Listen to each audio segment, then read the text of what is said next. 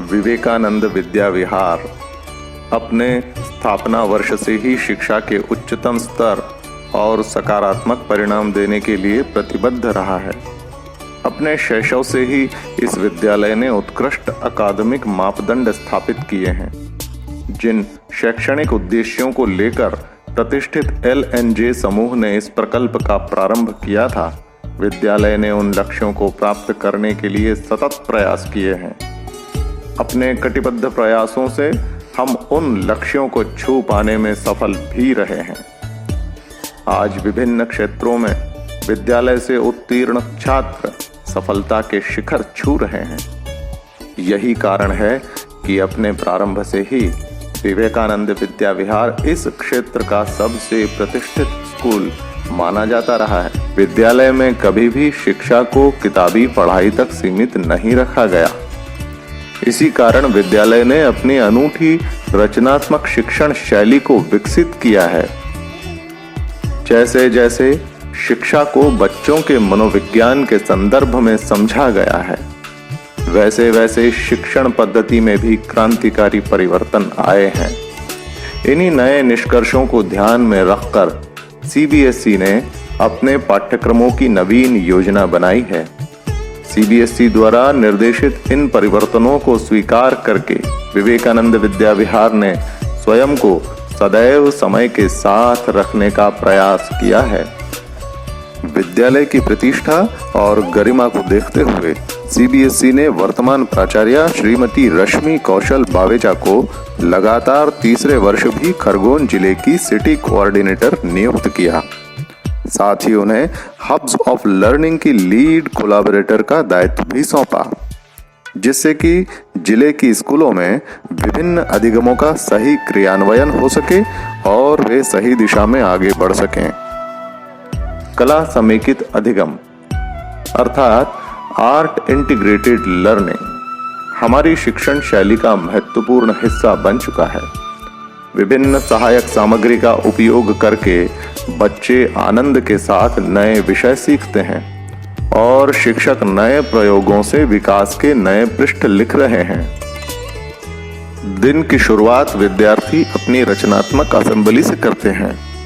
कई विषयों को स्पर्श करती असेंबली में कलात्मक पक्ष का विशेष ध्यान रखा जाता है, ताकि आर्ट इंटीग्रेटेड लर्निंग के माध्यम से सामान्य जानकारियां सामूहिक रूप से संप्रेषित की जा सकें। इसके बाद दिन भर की गतिविधियों में भी इसी तकनीक की झलक दिखाई देती है। प्री प्राइमरी ब्लॉक में इस वर्ष बच्चों ने संगीत के माध्यम से सीखना प्रारंभ किया। शिक्षिका अंजलि केवट ने उन्हें विभिन्न वाद्य यंत्रों की ध्वनियां सुनाकर वाद्य को पहचानना सिखाया।